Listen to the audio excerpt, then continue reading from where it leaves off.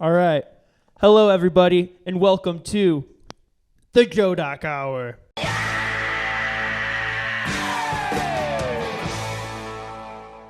This week on the JoeDock Hour, we sit down with Reese Downs, a.k.a. Abelation.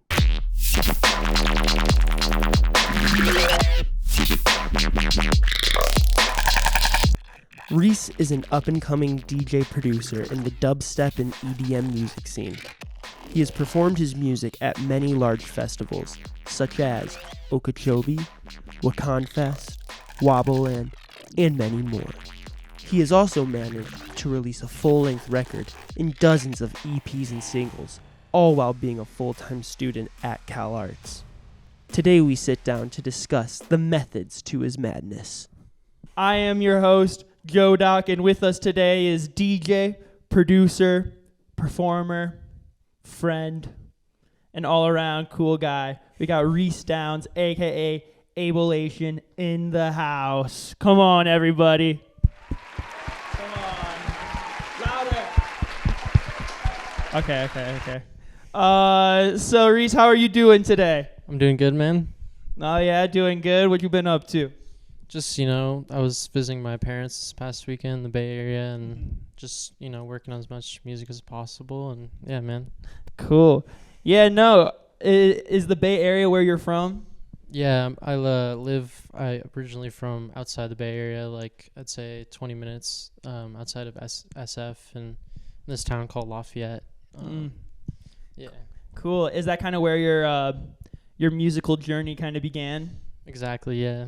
Dope. What was that? Around what age were you starting to get into making music? Around like when I was like 13 but younger than that, like when I was like 12 or so, I have like 3 older brothers, and they just like play electronic music around me in the car or just around me, and that kind of just got me into like, electronic music. And then once I started really getting into it, yeah, I like wanted to try and start making it and stuff. Like I first initially got into like the making of electronic music. Did you know the app Launchpad? Mm-mm.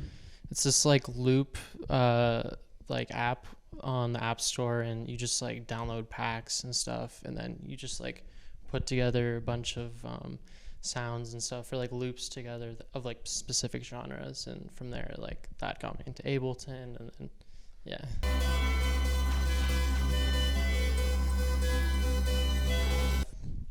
I started off with like mostly like trap music, and then I like got into this like experimental like trap music. And then from there I like found this tutorial on like how to make like neuro dubstep bass noises from this artist called Frequent. It's like sine compression tutorial. And then from there it's like my whole world of just like sound synthesis like exploded. And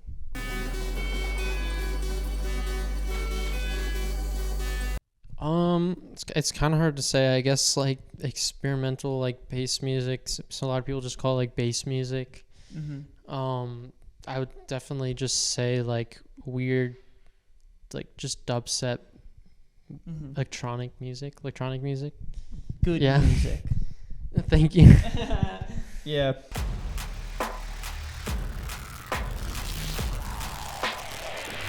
I mean, sometimes it's just like either like, you mean like production wise, yeah. Or like, I mean, usually I like start off with the drums, and then I just like, if I already recorded like sounds or bass stuff, then I'll like throw that in there and like start making either the sounds, but also really just like sitting with your feelings and just kind of rolling with it. And like, yeah, like if you're really, let's say you had a tough day at school or whatever, you're angry, bro, you can go home and like, get that shit out in your music. Or you're like kind of feeling a different way, you can do that same thing, and like translate that into the music and shit. Wow. Yeah. Wow. So it is a very it's a very real and like personal experience for you. So like, does it typically like take you a while to make one of your songs?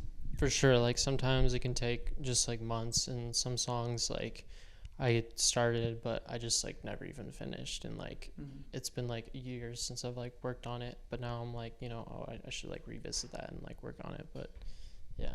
Yeah. So Yeah, no, I feel like that's very common for a lot of musicians, like having like so many different ideas, and I feel like a lot of people kind of get sucked into the trap of just like having so many ideas and then not being able to finish them. But I feel like what's so admirable about what you've been doing is that you have such a discography like under your belt. Like you have your album that you came out with, Pulse, which was like a while ago, and like you've had like a couple like little EPs here and there, right? Yeah. So it's like, how's your kind of workflow? Because like you obviously probably aren't spending like a ton of time like working on these tracks, but it's like it's like how are you able to make so much like music like that?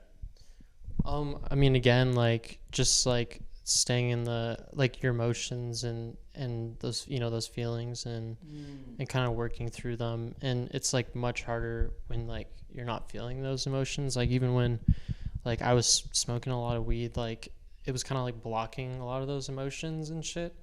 And so it was like harder for me to like tune into that and like make my music. And I started to realize like sometimes I need to like take a step back. And even when I was younger, like I didn't do any drugs or anything. I just like literally just made my music sober. And like some people are like, bro, like you had to have been on drugs, right? And I'm like, no, like no, like yeah. Well, I feel like that's probably a common assumption because it's like you play at a lot of festivals, and isn't that kind of just like the festival culture? It's very like crazy. Has that been like difficult for you to kind of be in that environment? Oh, for sure. I mean, even one of the first shows I did like was in LA, and my mom used to always go to like my shows with me too, because she just wanted to make sure like I was okay, because I was like 16, 17, and one of the first shows I went to, this dude just like, bro, have you tried ketamine? Like, and I'm like, I have no clue what that is.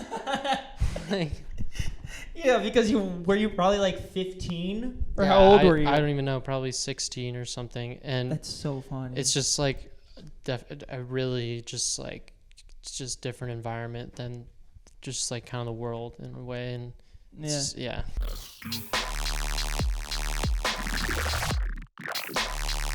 I mean, initially, like I didn't really feel like I was as like honed in on the crowd. I was more just like doing my thing and like just looking down.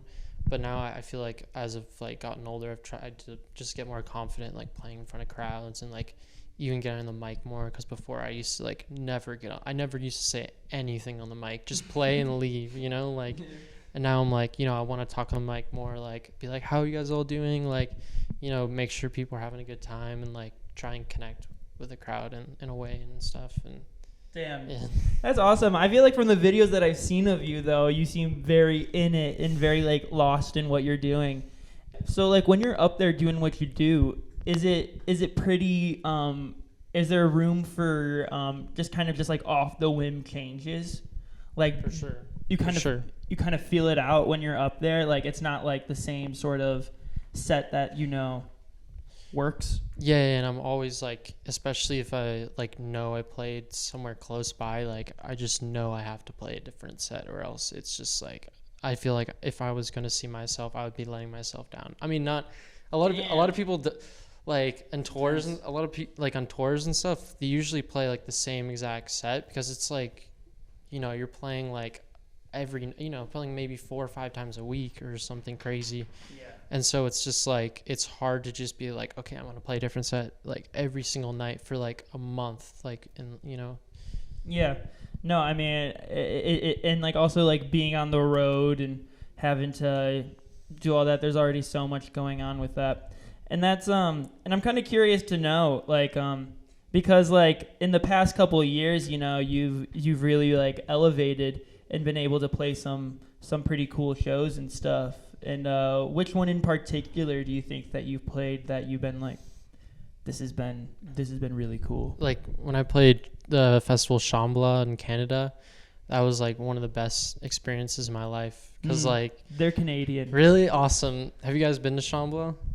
Have you heard of it? It's like near Vancouver. Yeah, in BC. That festival is just like insane. There's like so many, there's like 5-6 stages that are like always there, and they always make them better and better every year. And like that, just yeah, it's just really good energy. And on like I play like that Thursday night, and like Thursday night there's only like two of the 5 or 6 stages open, so it was like Damn. everybody was there, and it was like just like a crazy moment in my life and stuff. Oh, that's so special. And when was this? Did you say? In 2019. Damn. So that was so that was pre-COVID. Yeah, that was before COVID. Damn, that's so cool. And like how did you kind of get these sort of it's like, how did you get that gig really? So it kind of just started off with like me getting my like booking agent, and also like my managers too, like later also helped me with a lot of bookings and stuff. Mm-hmm. And like recently I've moved to like a new like booking agency and stuff, and just like getting, you know, like stuff all planned out for like next year and shit. Oh, nice. Do you prefer playing in like the clubs or festivals? Like I would say definitely like my music really shines at night. Like sometimes when I play during the day, it just does not feel the same, because my music's just like super intense and like dark. So it's just like, you know, like that's a perfect time for people at night, I feel like, rather than like during the day. It's kind of just like doesn't shine as well. You know, that's arbitrary, but you know what I mean? Like, No, I know. And I feel like that's one quality to your music, though, that is that's interesting that you say it's very nighttime, because when I was listening to it, it is very it is very like ethereal, you know? for sure. It's very like spacious, and to go back to like kind of like a specific question in which I think that like probably like a niche percentage of people are interested in, but I'm curious to know how you get your sounds that you use, you know, because you said that you use like sample packs back in the day, and I see you like fucking around with some modular stuff these days. I'm curious to know like where you're at in terms of like where you kind of get the sounds that you use for your songs. Like initially it was, I mean, not really initially it was like Operator in Ableton, and also, have you heard of Simplant? It's like this this VST, like, you know, third party VST, where it's basically like a seed in the middle, and then like the piano roll around, and then every note you can draw out the plant that grows out from the seed. What? And then there's like a DNA you know, which goes through all like the different parameters and stuff you can control and stuff. And so that too, where I've like really connected with like randomization music, and like especially that, because like you never know what you're gonna get with that plugin, and that's also what kind of drew me to like modular too, you know? Yeah, I mean, I feel like that one thing about that stuff is that it's so unpredictable. You know, like you can't really like, if there's like a mess up on stage, it would be like the whole like The whole thing. The whole like a whole while of taking some time to figure out what went wrong. That's awesome. And dude, that's just why I like that type of music, because it's like I started really realizing like some of my best stuff has been the most random and just like crazy shit that happens. And that's why I've really just been attached to like modular now, is because again, it's just, you can just do crazy random shit, you know what I mean? And it's very unpredictable, which I like, you know. It's like artificial intelligence, or a form of it in a way.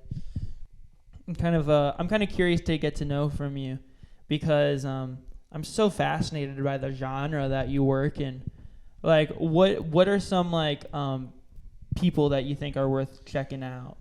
Dude, one of my biggest inspirations would probably, like right now, would be like like Shades and like Eprom. And even like with Eprom, I like, he's just like, he's much older too. I think he's in like his 30s and like mid to late 30s, and even him too, like I'm just like aspire to be someone like him one day, because his music is just very, you know, different from everyone else. He's in his own lane, and like that's kind of like where I, you know, strive to be and like do. And like I'm trying to think, like G Jones.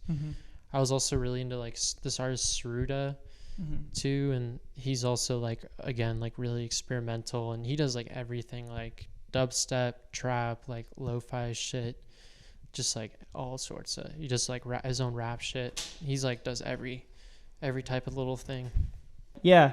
Damn, wait, that's so cool. I love that. I love that these guys that you're so inspired by are like guys that are like pushing boundaries. And is that something that you try and strive for with your music, is just push the boundary? Oh, like always, like I'm always just like like how much shit can I put in, or like even now I'm just kind of like trying to put limits on myself and like to like make, even doper shit. Like even Eatman talks about like, oh, if I can only use 20 tracks, like what can I do with just those 20 tracks to make a really effective song, rather than like 100 tracks, in your project file, and like working with that. So that too, I'm like really inspired by.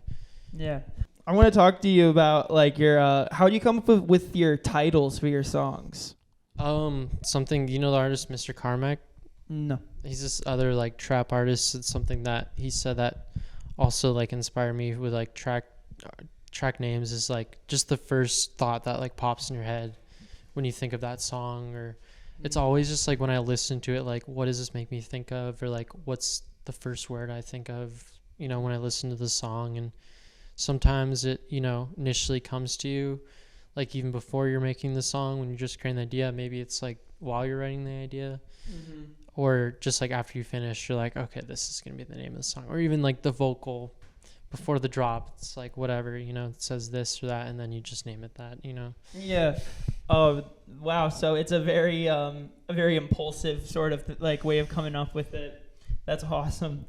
And then I'm also curious too about, I was scrolling through your Bandcamp, and like you have such an aesthetic with your album covers. You really have honed in on an aesthetic of like green of black and blue. Yeah, those are some of like just my favorite colors, and I've always been resonate towards like blue and green and like those darker tones, and that's kind of like some of like my branding of like what I really want it to be like, and also how it like feels to me in my music. Nice. Like try and translate that into that. Who makes the album art? So like initially my old friend Carlo Frick, he like made a lot of my like initial like album and track artworks, and then now it's like my homie Colin from this artist Pigeonhole. Cool. And they're part of the same management as me, and they I send them the track, and then they think of an idea, and then they get working on it. Damn, that's awesome. That's cool. Damn. This is one that people are dying to know. Oh, if you were an animal, what animal would you be? That's a really hard question. I did think of this a little bit. One of my friends asked me this question. Take your time. Do you want me to answer it for you, and then you can tell me if I'm wrong? Sure. I think you would be, I get to use like an octopus, or like an emperor penguin, or I like the penguins. I for sure penguin would be cool as fuck. Dope. What can people expect next from you?